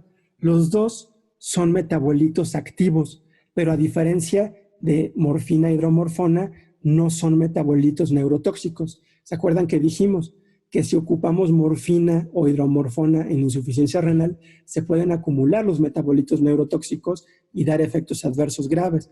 Con oxicodona esto no ocurre. Sí se acumulan oximorfona y noroxicodona en insuficiencia renal, pero son simplemente metabolitos que dan analgesia, no efectos adversos neurotóxicos. Por eso sí se considera que oxicodona es mucho más seguro en insuficiencia renal que morfina o hidromorfona. Sin embargo, como en insuficiencia renal sí se acumulan oximorfona y noroxicodona, cuando se ocupe oxicodona en falla renal, se tiene que disminuir la dosis alrededor en un 50%. Igual que con morfina y con hidromorfona, la oxicodona se da cada 4 a 6 horas, cuando mucho cada 8 horas, pero tenemos una ventaja. En México no solamente tenemos tabletas de liberación rápida, sino que también tenemos tabletas de 10, 20 y 40 miligramos de liberación prolongada. Estas tabletas de liberación prolongada sí se pueden dar cada 12 horas, entonces es una gran alternativa en cuanto a comodidad para el paciente. Siguiente diapositiva. Pero sin lugar a dudas, uno de los principales o más útiles opioides de los agonistas mu similares a morfina es el fentanilo. El fentanilo es un opioide que es de 70 a 100 veces más potente que morfina. Conste, más potente, no más eficaz. Entonces, fentanilo no es mejor analgésico que morfina. Es igual de eficaz que morfina. Los efectos son los mismos. Pero si decimos que es 70 a 100 veces más potente, esto significa que ocupa dosis mucho más chiquitas. Entonces, 70 miligramos de morfina IV equivalen a 1 miligramo de fentanilo. Por eso la ampolleta de fentanilo viene de medio miligramo y una ampolleta completa de medio miligramo es un chorro de opioide, es un opioide muy potente, ocupa dosis muy chiquitas para lograr lo que queremos. Siempre fentanilo tiene la fama de que es el opioide que se ocupa para las anestesias generales, pero no se ocupa para dormir a la gente. En una anestesia general se ocupa para calmar el dolor de la cirugía. No se puede dormir a alguien que lo están operando sin calmarle el dolor de la operación. Para eso se ocupa el fentanilo, como analgésico. Es un analgésico muy potente, muy eficaz, pero tiene otra ventaja. Es el opioide que mejor se comporta en el paciente con insuficiencia renal o con insuficiencia hepática. Su perfil farmacocinético no se modifica ni siquiera cuando hay disfunciones orgánicas graves. ¿Por qué? Porque todos sus metabolitos son inactivos. Entonces, cuando queremos ocupar fentanilo en alguien con insuficiencia renal, lo ocupamos en las mismas dosis que en un paciente con riñones normales, y por eso es el opioide de este grupo de elección para el paciente con insuficiencia renal. También buprenorfina, pero van a ver que buprenorfina no es de este grupo, es del grupo siguiente. Siguiente diapositiva. La única desventaja que tiene el fentanilo es que se elimina muy rápidamente. Si ustedes le pusieran un bolo de fentanilo a alguien y se le calma el dolor, en menos de media hora el dolor ya regresó. El fentanilo dura menos de una hora su efecto, dura muy poquito. Por eso, siempre que se utiliza fentanilo, se tiene que encontrar una forma de que se administre a través de una infusión continua. Si es un paciente hospitalizado, pues se pone el fentanilo con una bomba de infusión. Por ejemplo, así se utiliza en la mayor parte de las terapias intensivas de todo el mundo. Casi siempre así se calma el dolor en las terapias intensivas, o si se logra que puedan tolerar la ventilación mecánica. Pero tiene que ser en una infusión continua, nunca en bolos intermitentes. Por eso se ocupa poco para calmar el dolor, porque se tiene que saber utilizar infusiones intravenosas. Desde hace unos años para acá están disponibles en todo el mundo y también en México unos parches de fentanilo, es decir, unos dispositivos transdérmicos que se pegan en la piel e infunden a través de la piel el fentanilo hacia la sangre como si fuera una infusión continua. Recientemente en México también se aprobaron unos tabletas de fentanilo transmucoso que sirven para rescates para dolor irruptivo en el paciente con cáncer. Los pacientes con cáncer de repente tienen dolores súper intensos que inician rápidamente y se quitan solitos en menos de media hora. La única forma de calmarles el dolor es con estas tabletas de fentanilo que se ponen en la mucosa oral y se absorben a través de la mucosa de la boca. El fentanilo es un opioide muy lipofílico, por lo tanto, rápidamente puede atravesar la barrera mucosa, pero además también atraviesan muy rápidamente la barrera hematoencefálica y logran controlar el dolor en menos de 10 minutos. Entonces, fentanilo, cuando se ocupa como analgésico, se pone o en una infusión intravenosa o en un parche transdérmico. Fentanilo y todos los opioides que hemos dicho hasta ahorita, es decir, morfina, oxicodona, hidromorfona, fentanilo, son agonistas muy completos, por lo tanto causan depresión respiratoria y son los que en teoría a dosis muy bajitas se pueden utilizar para controlar disnea en cuidados paliativos. Siguiente diapositiva, por favor. Ahora, después de los agonistas completos de los receptores mu, de los similares a morfina, tenemos los agonistas parciales. Los agonistas parciales son igual agonistas del receptor mu, pero son parciales porque no logran el 100% del efecto.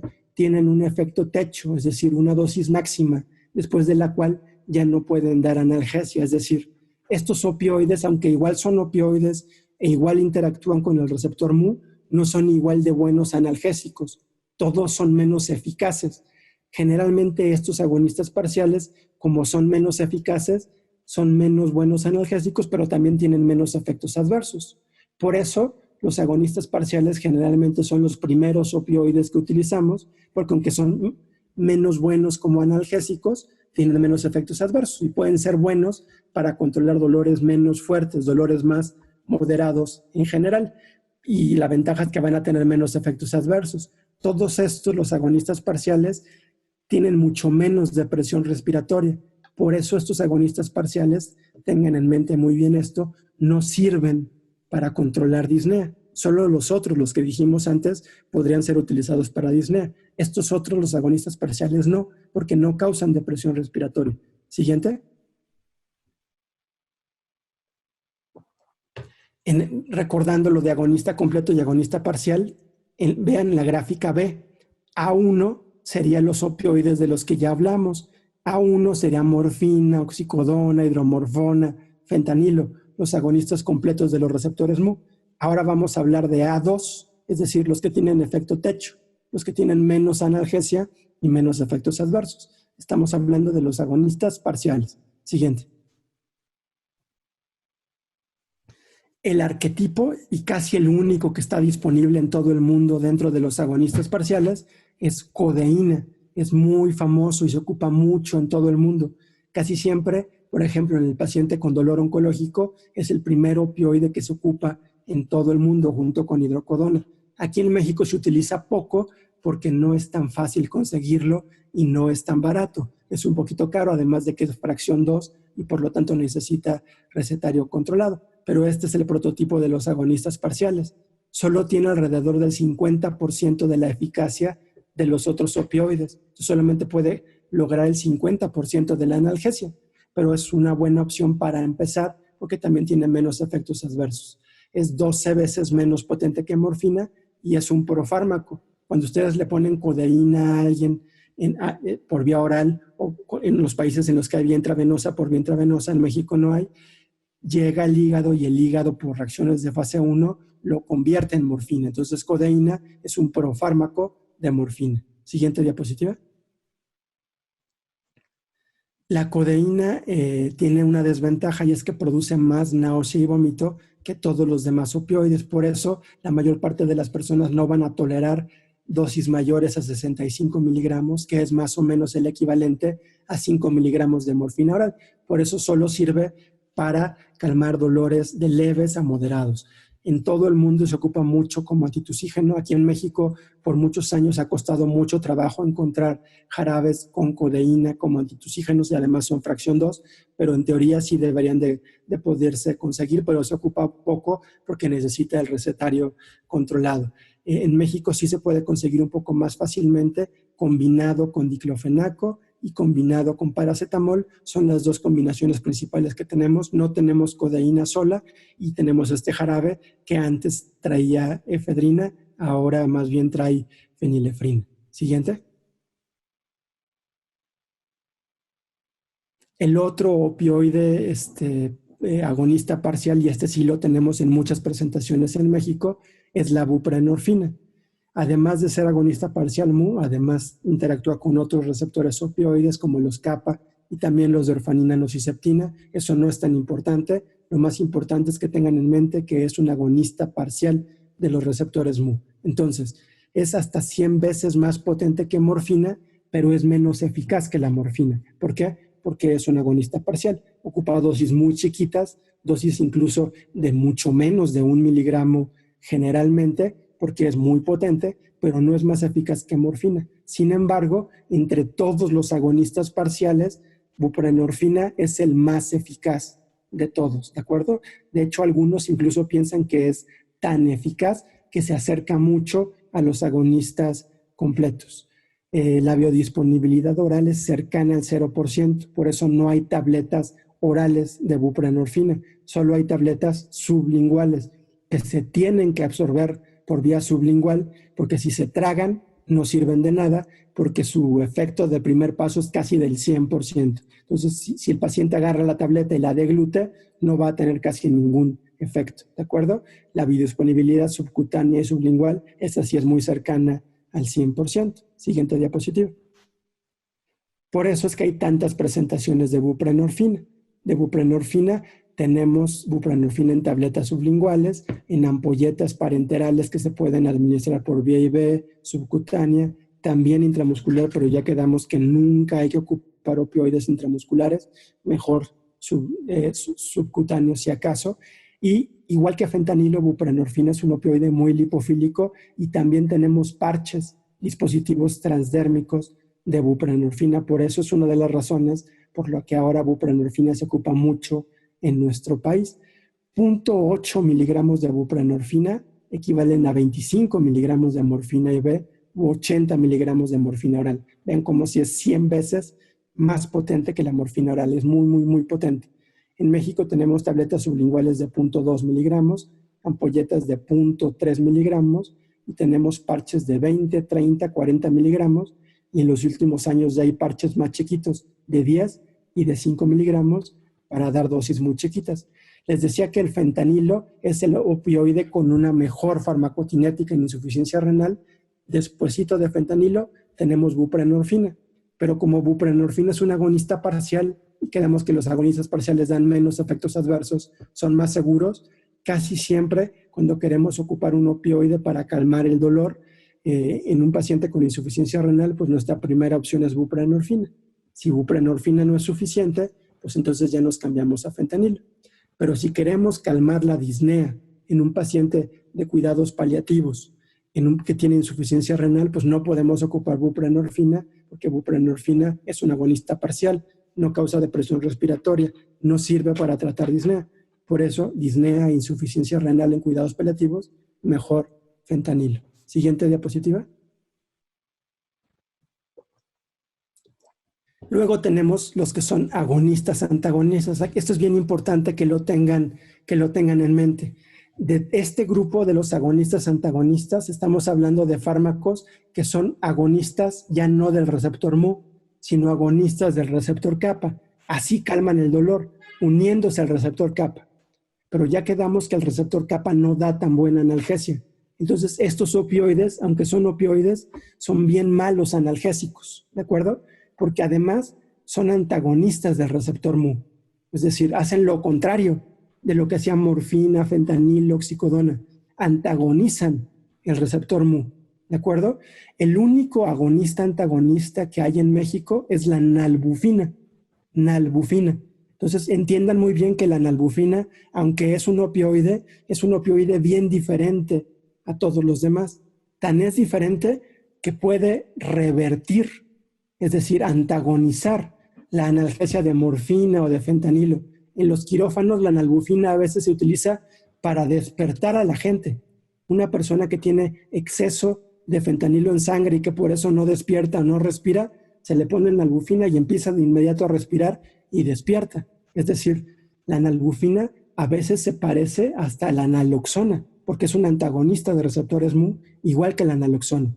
Pero no es solo la naloxona, además es agonista del receptor kappa, entonces por sí solito puede calmar el dolor. Es bien importante que entiendan que nalbufina es completamente diferente a todos los demás opioides, y además de que no causa depresión respiratoria, no se puede utilizar en disnea y puede revertir los efectos de todos los demás opioides, hasta podría empeorar la disnea. Si tienen un paciente en cuidados paliativos con disnea y le ponen nalbufina, la disnea va a empeorar porque va a antagonizar el efecto de las propias endorfinas. Incluso puede desencadenar un síndrome de abstinencia.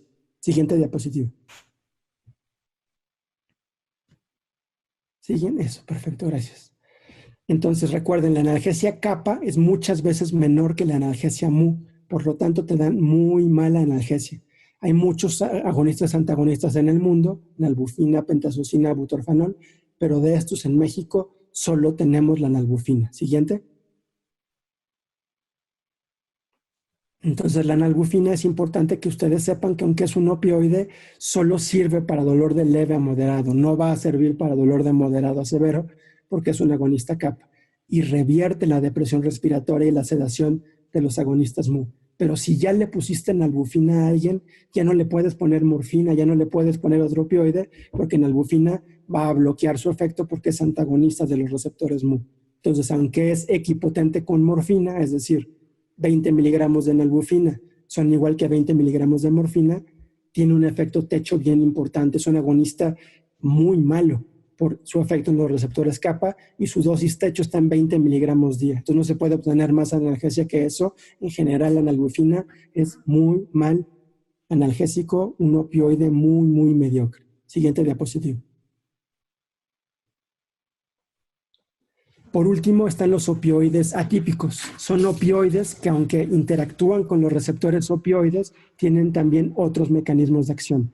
De estos tres, el que más me interesa que ustedes conozcan es el tramadol, porque sin duda alguna de los opioides que tenemos en México, el más importante, nuestro caballo de batalla, tendría que ser el tramadol, porque es un analgésico muy eficaz y muy seguro para tratar el dolor. Obviamente no va a servir para controlar disnea, ahorita les explico por qué, pero sí se ocupa y sirve muy bien para tratar el dolor. Siguiente.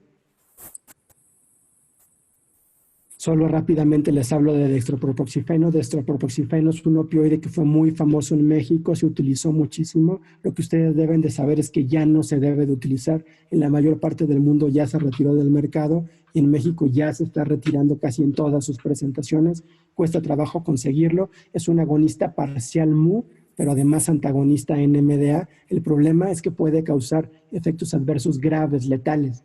Alarga el intervalo QT, puede ocasionar arritmias letales, además asociado al síndrome de Stevens-Johnson y se ha asociado a incrementar mucho el riesgo de caídas en personas adultos mayores. Por todos estos efectos adversos ya no se utiliza porque además es un analgésico muy débil, muy poco potente. Por eso esa combinación de pobre eficacia con muchos efectos adversos llevó a que se retire del mercado en la mayor parte del mundo, incluyendo un proceso que está sucediendo en nuestro país. Siguiente. Pero tramadol sí está disponible en todo el mundo y en México se puede conseguir incluso sin receta. Entonces es un opioide que podemos ocupar muy fácilmente y está disponible prácticamente en todas las instituciones de salud en México. Es un agonista parcial de los receptores Mu. Entonces tiene mucho menos efectos adversos que los opioides agonistas completos. Pero, aunque es un agonista parcial, además inhibe la recaptura de norepinefrina y serotonina.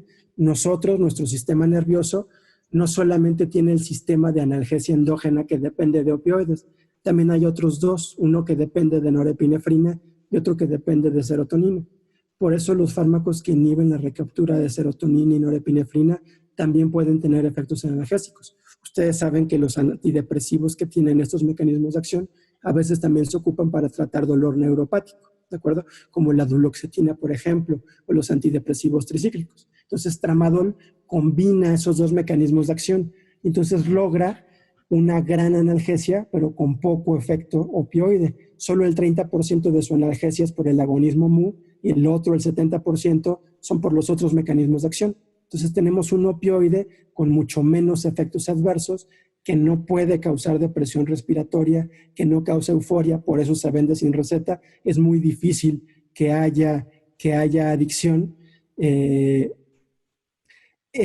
pero da un buen nivel de analgesia. Como no causa depresión respiratoria, no se puede utilizar para tratar disnea, pero es muy buen analgésico. Como inhibe la recaptura de serotonina y norepinefrina, también se puede utilizar como con la duloxetina para problemas como fibromialgia, por ejemplo. Entonces es un muy buen analgésico con mucha seguridad. La que sigue. Siguiente diapo. Así. Tiene una duración de acción de 6 a 8 horas, se puede administrar cada 8 horas o cada 6 horas sin problema, pero además hay tabletas de liberación prolongada aquí en México que se pueden dar cada 12 horas, ¿de acuerdo? Entonces el tramadol normal, el de liberación rápida, se tiene que dar cada 6 o cada 8 horas, el de liberación prolongada se da cada 12 horas, tiene una biodisponibilidad oral bien alta, cercana al 100%, entonces incluso se pueden ocupar las mismas dosis por vía IV que por vía oral. Se metaboliza por vía hepática, tiene un metabolito activo que es el O-desmetiltramadol que se acumula en insuficiencia renal. Por eso, en insuficiencia renal se ocupan dosis de alrededor del 50%.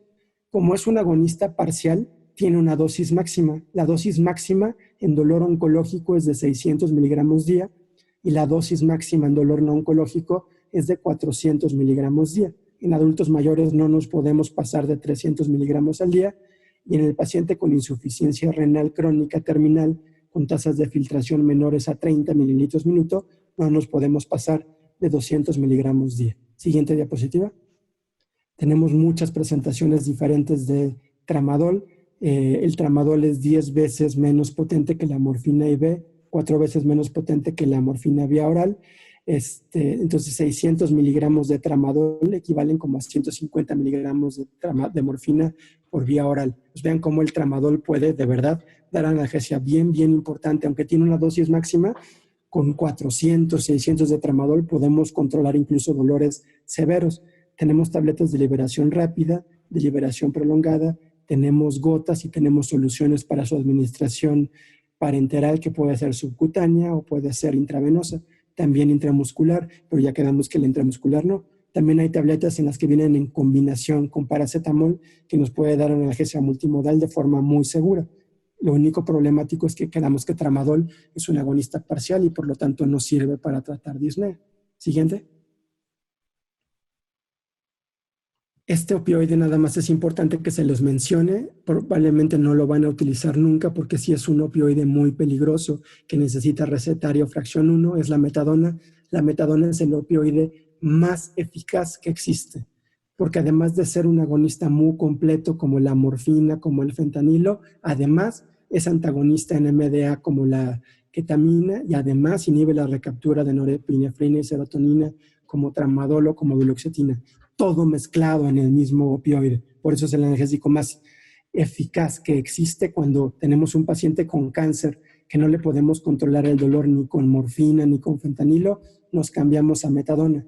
El problema con la metadona es que alarga de forma muy importante el intervalo QT y puede causar arritmias letales. Entonces solamente se vale que ocupen metadona las personas que tienen experiencia mucha con el uso de opioides y en particular con metadona. La siguiente diapositiva.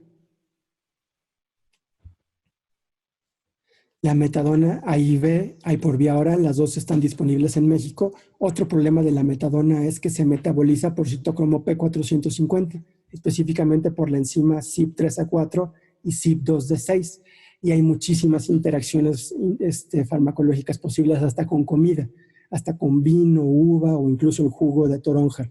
Todos estos medicamentos y estos alimentos pueden incrementar mucho la concentración de metadona y causar sobredosis incluso letal. Entonces es muy difícil dosificar metadona, pero bueno, es importante que ustedes lo conozcan. En México tenemos tabletas, tenemos unas soluciones en gotas y además tenemos ampolletas para su administración parenteral. Siguiente diapositiva. Una cosa muy importante que tengan en mente, entonces, les decía en un principio, ya con esto vamos a acabar, que dosificar todos estos opioides tiene la complicación de que no hay dosis estándares. En cada paciente la dosis inicial va a ser diferente, ¿de acuerdo? Casi siempre se empieza con una dosis inicial baja y dependiendo de la respuesta vamos subiendo. Pero esto solamente es cierto para las personas que son vírgenes a opioides, la gran mayoría, pero no todos son vírgenes a opioides. A veces le vamos a tener que dar un opioide a una persona que ya tiene tiempo utilizándolos y estos pacientes ya tienen tolerancia, es decir, necesitan dosis más altas y a estos no les podemos empezar con esas dosis bajas iniciales. Siguiente. A los pacientes que son vírgenes opioides, generalmente esta diapositiva es importante. Si le quieren tomar ahí captura de pantalla, les va a ayudar mucho a dosificar. Estas son las dosis con las que empezamos en los pacientes vírgenes opioides, el equivalente de entre 10 y 60 miligramos de morfina oral al día. Y abajo les pongo a cuánto equivale con otros opioides u otras vías de administración.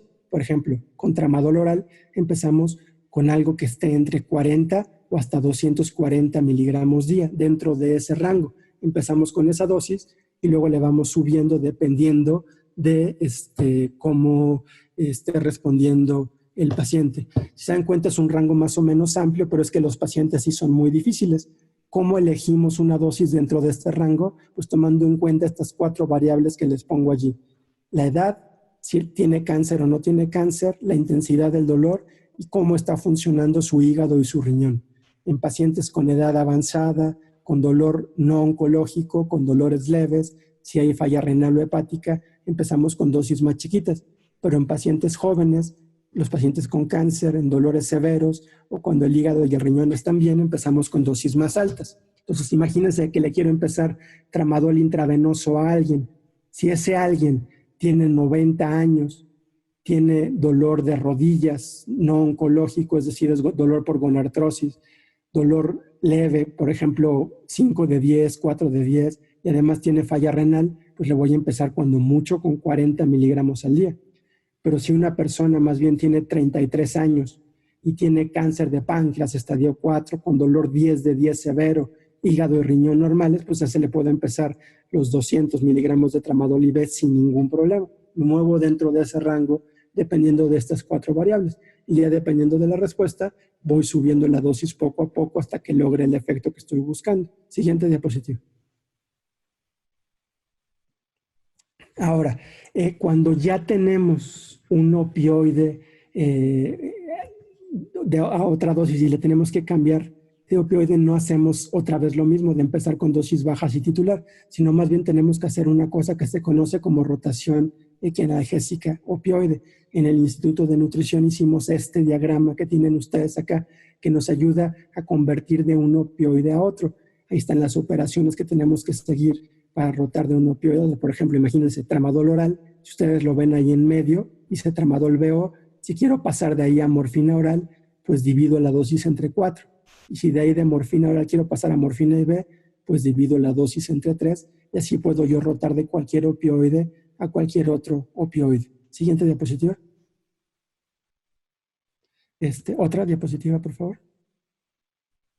Es importante que todos estos sistemas de rotación opioide ocupen siempre ciertas reglas. La regla más importante tiene que ver con que estamos trabajando con dosis totales en 24 horas. Siguiente diapositiva.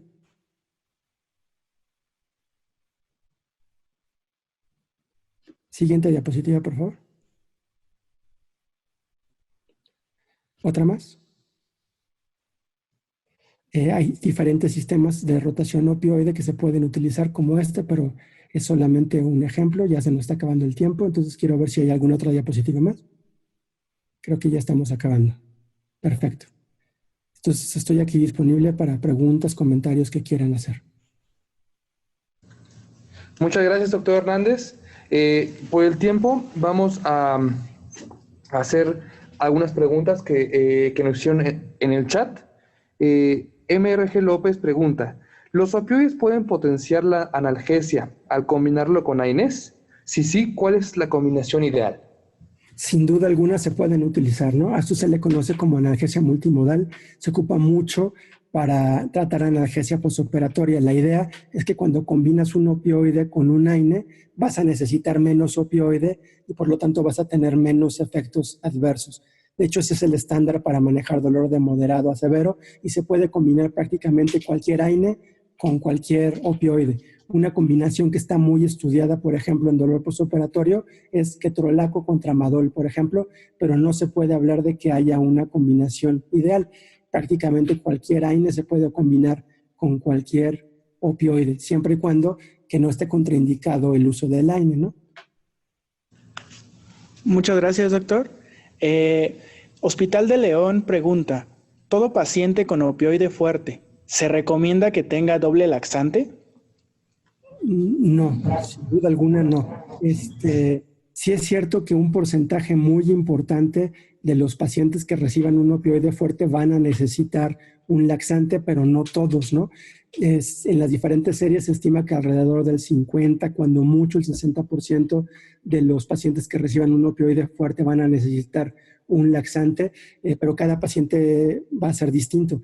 A veces sí se empieza el laxante desde el principio, sobre todo si uno no va a poder dar un seguimiento adecuado. Pero cuando uno va a poder dar un seguimiento adecuado, uno puede empezar el opioide y solo si uno ve si tiene estreñimiento, entonces se pone el laxante. No siempre se ocupa doble laxante, a veces se puede utilizar un solo laxante. Los laxantes que más se utilizan son los cenócidos. Sí es cierto que es muy común combinar cenócidos con docusato, sería un doble laxante, pero no siempre es necesario. A veces con puros cenócidos puede ser suficiente. Muchas gracias, doctor. Aquí tenemos otra pregunta que dice, ¿cuándo se indica el fentanil para pacientes COVID graves intubados y cuál es su dosis en infusión? Ok, a ver, el paciente intubado en general, tenga COVID o no tenga COVID, generalmente necesita que se agregue el opioide por dos razones. La primera, se ocupa el opioide para disminuir el dolor que causa el tubo en la vía respiratoria y los demás dolores que el paciente pueda tener por estar postrado sin poderse mover. Pero la segunda es por la depresión respiratoria que causa el opioide. Esto generalmente permite que el paciente se deje llevar mejor por el ventilador, porque si el paciente no tiene nada de presión respiratoria, muchas veces su esfuerzo espontáneo de ventilación lo lleva a que se desincronice con lo que está haciendo el ventilador. Generalmente en las terapias intensivas el fentanilo se deja a dosis respuesta, se va moviendo la infusión dependiendo de lo que se esté buscando, en particular si el paciente está muy agitado y parece que tiene dolor o si el paciente no se está dejando ventilar, se va subiendo la dosis. Generalmente se empieza cuando el paciente está intubado y con ventilación controlada mecánica alrededor de 1 miligramo para 24 horas y a partir de eso se va subiendo o se va bajando la dosis. Esto es en el paciente que ya está en ventilación mecánica y el objetivo es la analgesia y que se deje llevar por el ventilador. Bien. Muchas gracias, doctor Andrés Hernández, por acompañarnos esta tarde con su ponencia. Para el INSABI es un gran honor tenerlo con nosotros, compartiendo su experiencia y su conocimiento. Yo creo que todos los asistentes resolvimos muchas dudas que teníamos acerca de los opioides o bien sobre el manejo de algunos conceptos farmacológicos. Como usted se puede dar cuenta en el chat, hay muchos comentarios positivos acerca de su ponencia y muchas felicitaciones, por lo que de nueva cuenta le extendemos una felicitación y esperamos seguir contando con su participación en futuras sesiones. Muchas gracias, doctor Andrés. Gracias, estén muy bien. Y muchas gracias a todos por acompañarnos esta tarde. Nos vemos el día de mañana en otra sesión más.